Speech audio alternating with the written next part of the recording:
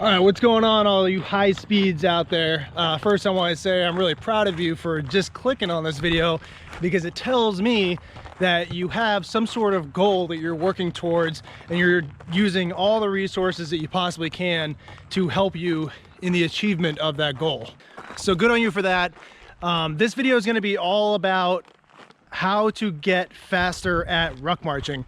Now, there's a lot of different reasons why you might want to be faster at ruck marching. Typically, it's because you're in the military. Maybe you're just trying to pass your 12-miler, or you're trying to work on a new PR for your 12-miler.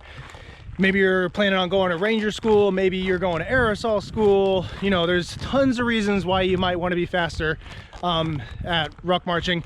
And I'm going to give you as many ways to get there, all these methods that I've figured out over the years from talking to different people about how they've, you know, increased their ruck marching ability, how they got faster, all these tips and tricks that I've learned, I'm going to give to you now so that you can take it, start integrating it into your training, and start seeing results and go out there and smash those goals, whatever goal you have out there, using these tips. So make sure you stick around for the whole video. I'm going to give you all the tips that I can think of right now while I'm out here doing my own ruck march training. Real quick, on this channel I have a whole bunch of other ruck marching tips for Army schools, tips for career enhancement, how to increase your fitness, all that kind of stuff that's really helpful. So make sure you like and subscribe so you don't miss any of my future videos. Go ahead and tell your friends about it. I want as many people to see this information as possible. All right guys, so first things first, a lot of people think, and I've seen over the years, that when they're training for, like, you know, SFAS or ranger school or whatever, they think they need to start loading up their back with weight in order to become a better ruck marcher and prepare themselves for that event. Now, I can tell you from years of experience that that's the wrong answer. I don't really care what anybody says, okay? I'm sorry, you can argue with me all day long, but you don't need to add a whole bunch more weight to your rucksack in order to get faster. Once you start passing like 45 to 50 pounds in your rucksack and you're going more than just a couple miles, that's when you start causing injury and breakdown to the cartilage in your legs. You start seeing muscle tears and things like that, because you're just putting too much weight too often on your body when you start training with too much weight on the back. Okay, so just scratch that.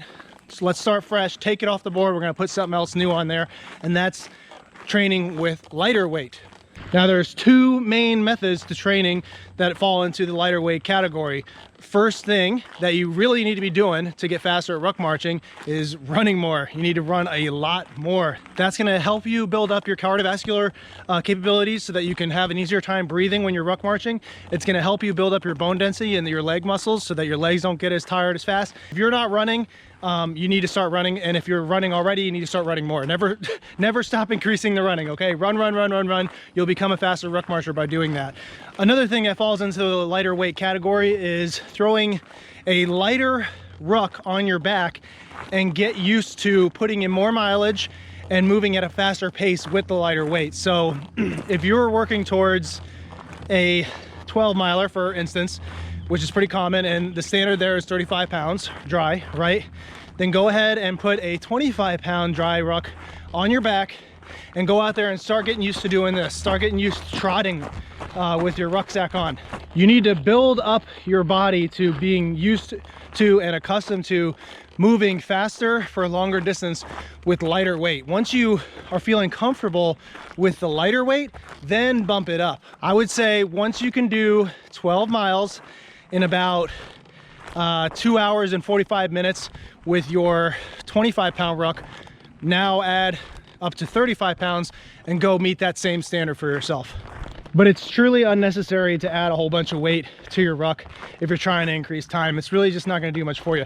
There really isn't a lot out there in the military where they're going to like put on anything more than 35 pounds and have you meet a certain time standard.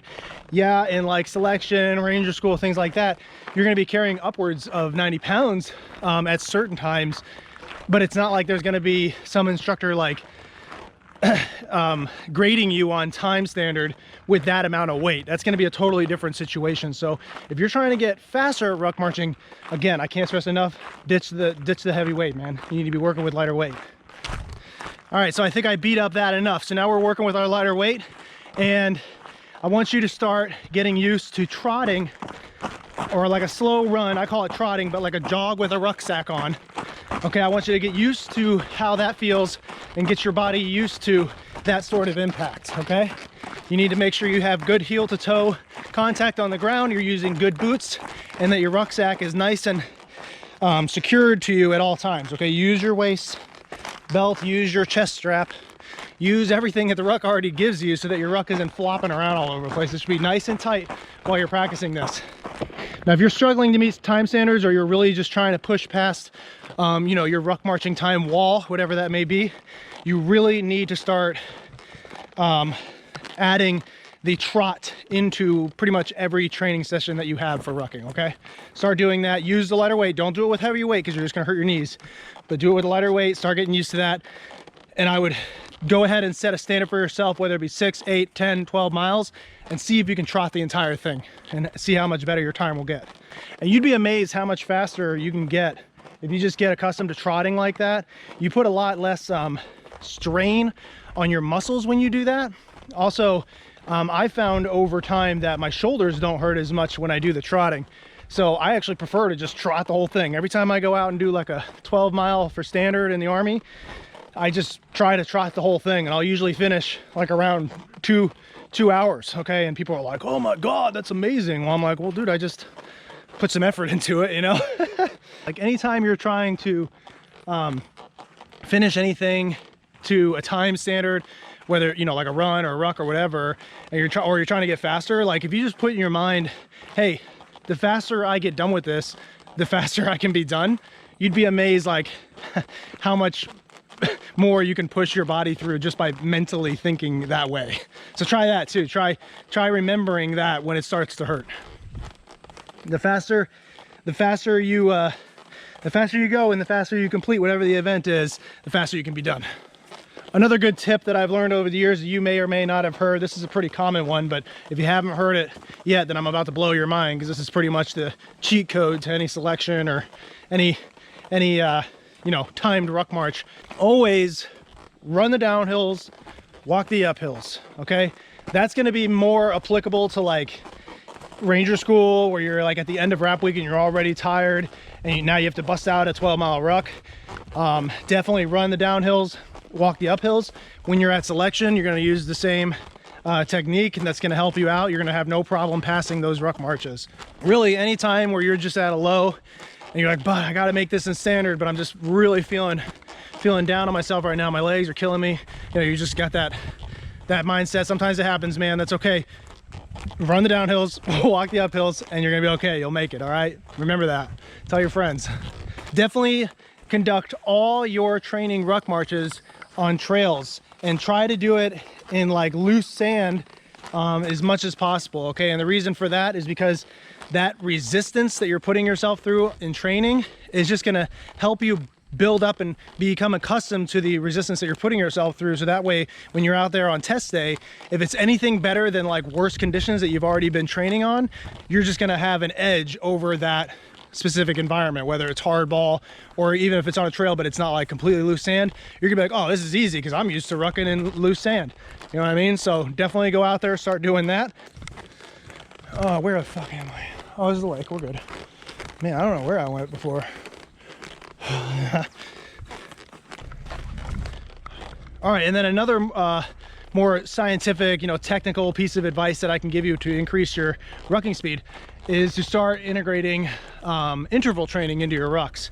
Okay, and what that is, like, I'll give you an example. Let's say you got a 6-mile ruck on the training schedule today. Well, do interval training. So for every first half, like for the first half mile, get that done at a 12 to 13 minute pace. So you want to be at a trot, like I said. After that first half mile, take it as like a breather and go at like a 15 to 16 minute mile pace, which is slower than standard, okay? But then after that first mile is done, do that again. Do the first half mile at a 12 to 13 pace, last half mile at a 15 to 16 minute pace. And by the time you're done with those 6 miles, you will have finished at 6 miles around a 13 to 14 minute pace. This way you're not going full force for the entire 6 miles. It's only for a half mile at a time, and you're giving yourself just as much time to rest and take a break and get a breather before you have to do it again. And that's called interval training. You can do that with running as well, and that's going to increase your running speed and your overall endurance. Another thing you can do that I actually just thought of is when you're training, not when you're being tested, okay? But when you're training, you can do the opposite of what I told you to do when you're being tested, and you can walk the downhills and run the uphills, okay?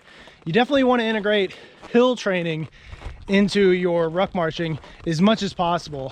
That's just gonna give you more, it's gonna work your cardiovascular capabilities harder, it's gonna give you more leg strength, and it's gonna build your endurance over time.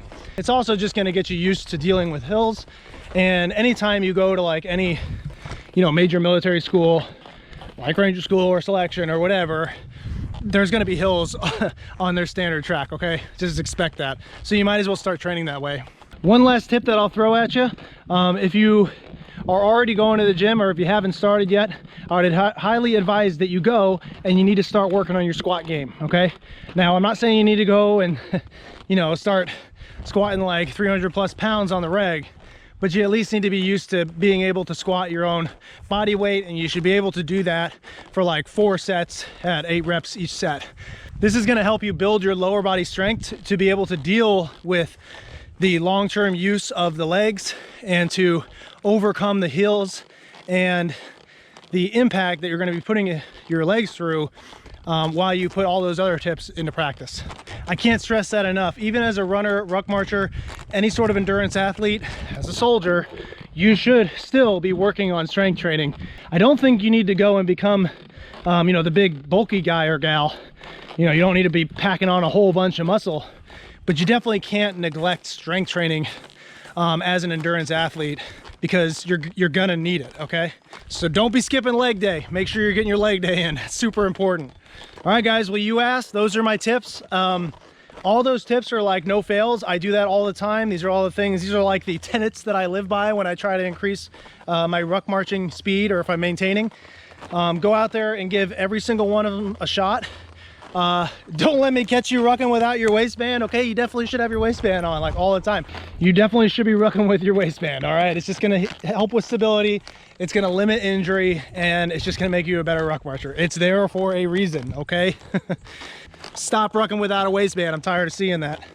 As always, if you're watching this and you have some tips that I didn't bring up, or if you want to back me up, please drop that in the comments for others to see. This is all for informational and motivational purposes, and I really do just want you to succeed and crush whatever goal it is that you have. So hopefully this information was helpful for you. Please don't forget to like and subscribe. It helps more people to see this information. I got these other ruck marching tip videos up for you. Make sure you check those out.